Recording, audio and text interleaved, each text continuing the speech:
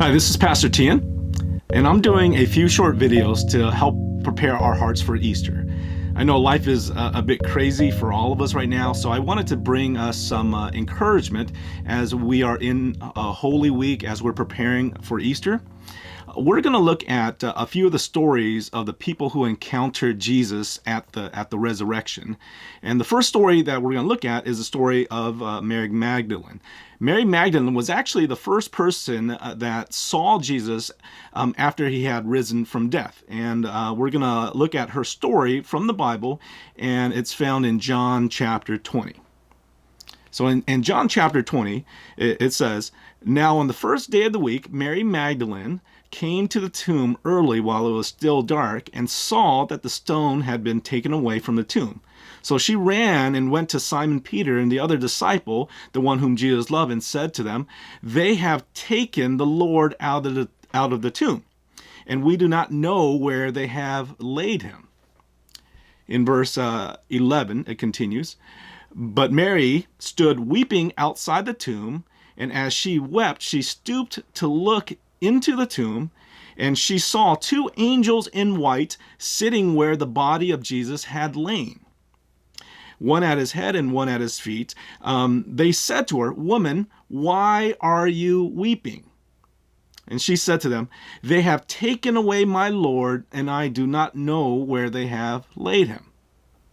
In verse 14, it continues, "Having said this, she turned around and saw Jesus standing, but she did not know that it was Jesus." Jesus was standing right next to her. She didn't recognize Jesus. Verse 15 says, "And Jesus said to her, 'Woman, why are you weeping? Whom are you seeking?' Supposing him to be a gardener, she said to him, 'Sir, if you have carried him away, tell me where you have laid him, and I will take him away.'"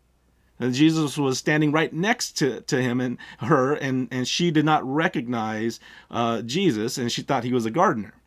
Here's the best part. In verse 16, it says, "Jesus said to her, 'Mary.'" Jesus called her name. And at that moment, when Jesus called her name, she recognized it was Jesus. It says, "She turned and said to him in Aramaic, 'Rabboni,' which means teacher." I love that story, because it gives us a few insight that we can apply to our lives. There's a few different points that I wanted to call your attention to. The first thing about the story of Mary is that we notice that even though she was the first person there, Mary's faith wasn't really that strong. I mean, she loved Jesus. She was committed. She was the first person there while it was still dark. She was there before the sun rose.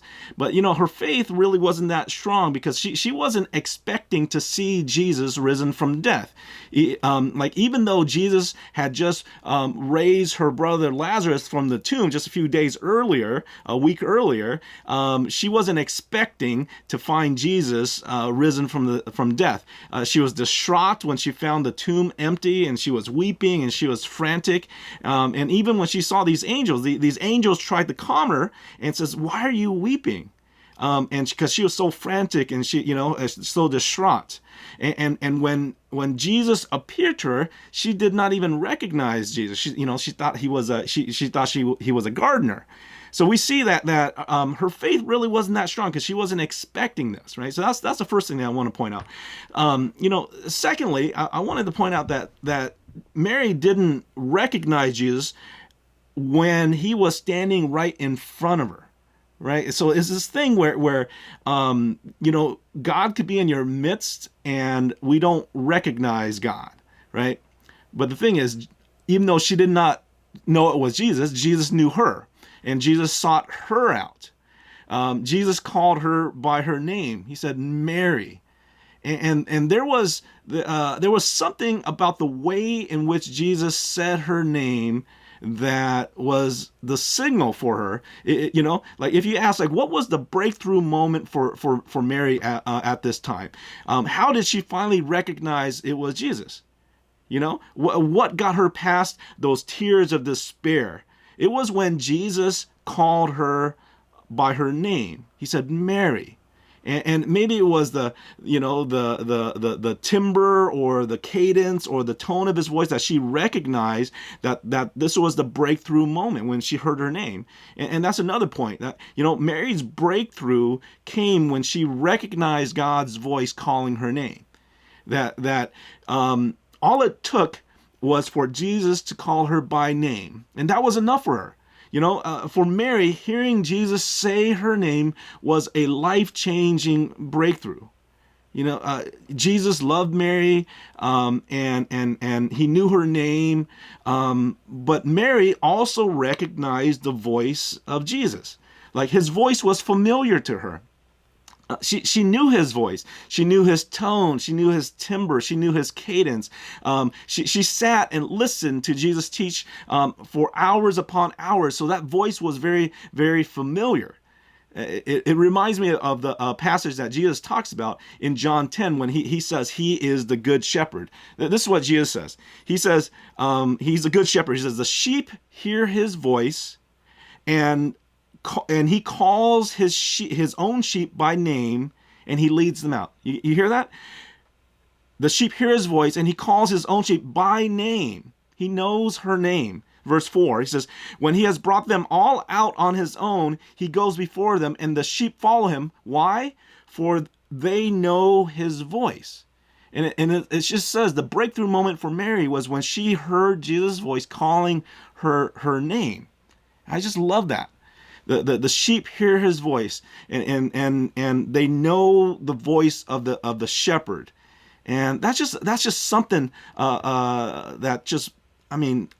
meaningful to me, right?